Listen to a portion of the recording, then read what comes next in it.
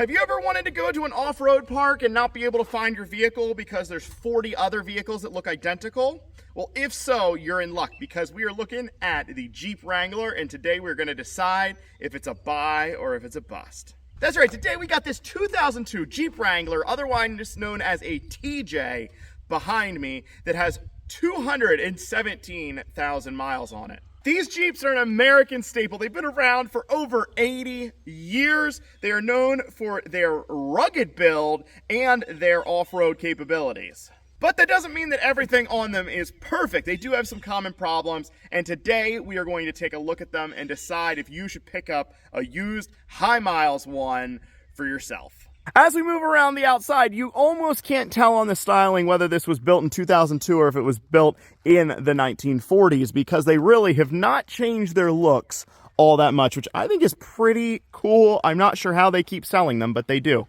Surprisingly, the paint has actually held up really well. This is a really nice example of a 22-year-old now Wrangler. The biggest concern on all of these is rust issues. It is everywhere almost in the country it has reached now because they're so old and so many of them. So no matter where you are in the country, you have to look for rust issues. The frame on this one has been replaced, and you're going to find that being common among a lot of these cars. If I was looking at a used one of these, even on a lot or anything like this, I would absolutely be crawling under every single part of the frame and hitting it with either a hammer or a screwdriver or something to make sure that the dealer didn't cover up any rust. It's a common story nowadays to have dealers try to conceal all the rust that's on the frame of any car, but especially these Jeeps because the frame rust is so common. Also, you're going to run into things like the soft tops being worn through. Top leaks in general on the outside are pretty common because all of the gaskets and seals are starting to show their age.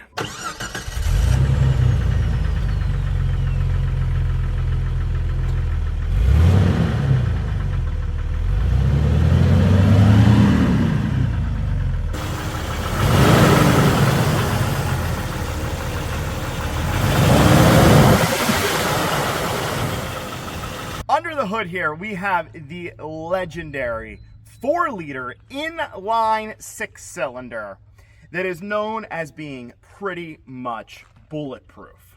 As Tomater says in Cars 2, if there ain't no oil under them, there ain't no oil in them. And that's the case with these 4 liters in these Jeeps. They are extremely reliable, but you do have to look out for some oil leaks. The biggest culprits for the oil leaks, and you probably will run into this, is the valve covers and the rear main seal. Valve cover, not that difficult to replace. Rear main seal, that's a job. You're just going to let it leak on a car with 217,000 miles that is 22 years old. The biggest thing is you just have to look at your fluids on these guys and keep them topped up all the time, and the 4-liter is virtually indestructible. There are 2 other leaks on the powertrain that I want to talk about. One is the transfer case leaks fluid, as well as the transmission doesn't have terrible leaks, but it is a finicky transmission, but still generally reliable. So it needs ATF +4 transmission fluid. If you don't put that in, a lot of slipping and issues and just weird shifts. People see it, they flush it, and they put the wrong fluid in. But you got to have the ATF +4 transmission fluid. The other thing is it has to be topped up. If you went a little bit over on it, that would be better than under, because if you're off-roading or anything, that's one of the most common things. People just don't have their transmission fluid topped up.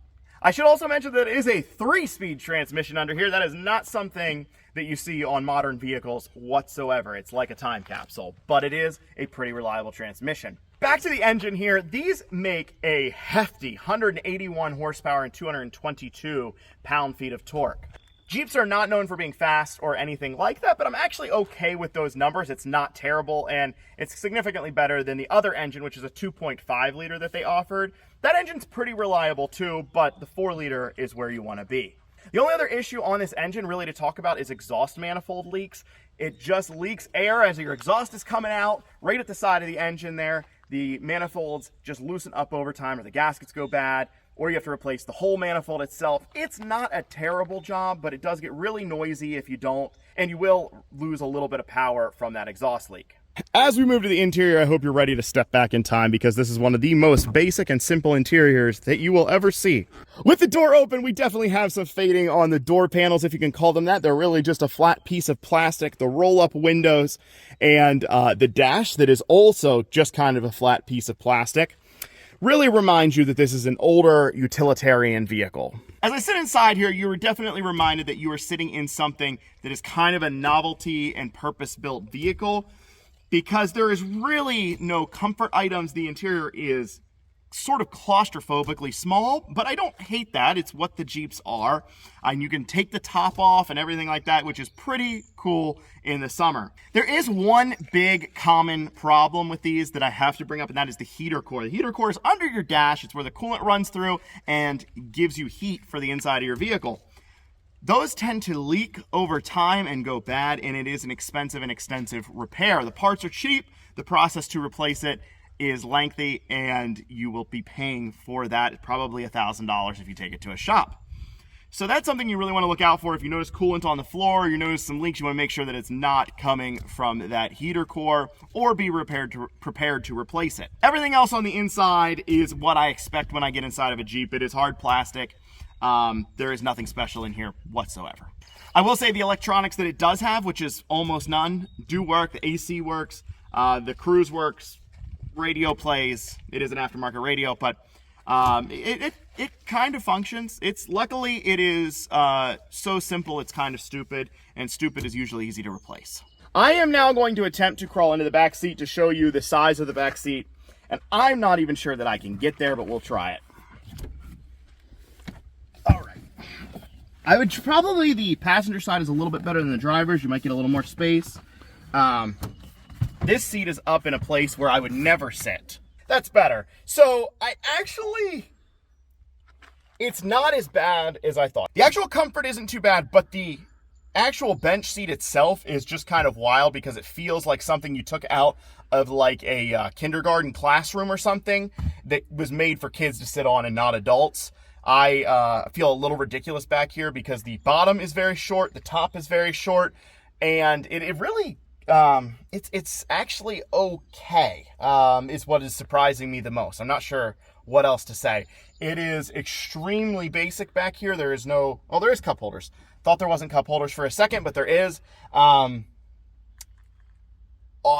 I was off-roading, I guess it would be okay, but it wouldn't be a place I would want to hang out for any length of time. We're out on the road, and I'm hoping that you can hear me because the roof is definitely noisy. Driving a Jeep, an early Jeep like this, they've gotten more refined over the years, is an experience, not always a great one on road. The power actually feels okay, and we're going to do a little pull here. Yeah, we're going. It's not fast, but it's not as slow as maybe Jeeps are known for being.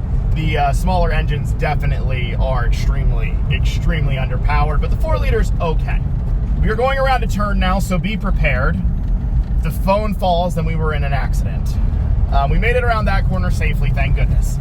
The on-road characteristics of the Jeep driving is just not good. They did have some suspension issues with sway bars and different things, and generally you're going to want to have the suspension checked out because most of them have aged somewhat poorly over the many years that these have now been out.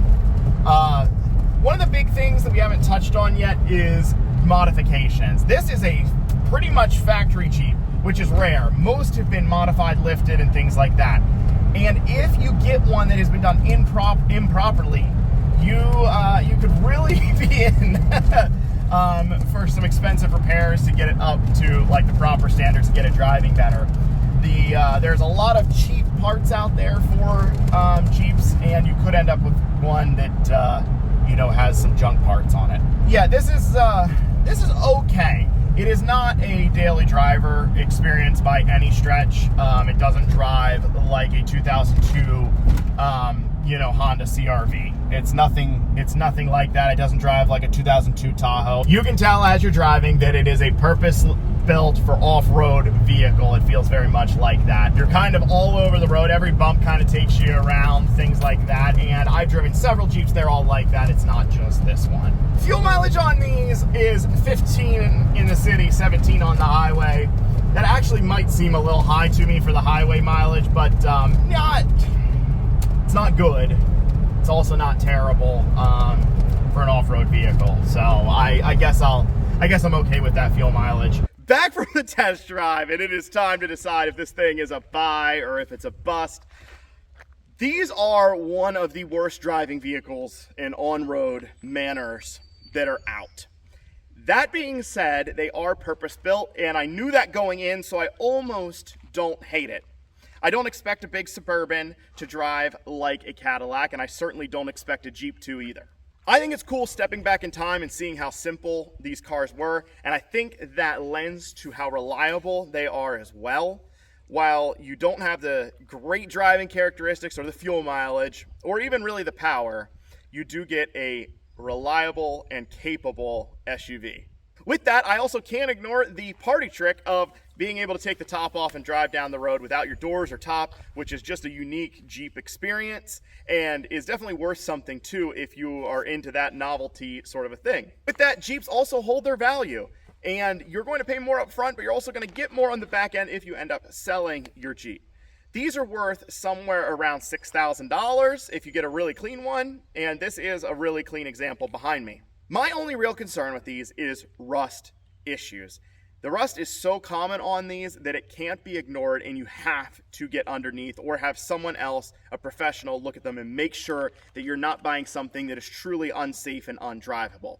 If you can find a clean one, today I am going to call this a buy. It is not a vehicle for everyone. It is for off-road and novelty use. But it is still a really solid vehicle, and I can't ignore the reliability of them. If that fits in the category for you, it's definitely a buy. With that being said, I want to hear your thoughts on the TJ Jeep Wranglers. Put your comments down below. I want to hear everything you have to say, and if you've had a good experience with a Jeep Wrangler or if you're interested in purchasing one. Thanks so much for watching.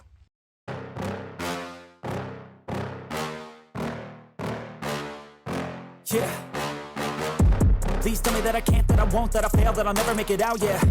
Please tell me all the bad, never good, fill my head full of every single doubt, yeah. Please say any negative thoughts, I pop off when I hear people say I cannot. I get off to the thought of proving everyone wrong, I won't stop to the top, so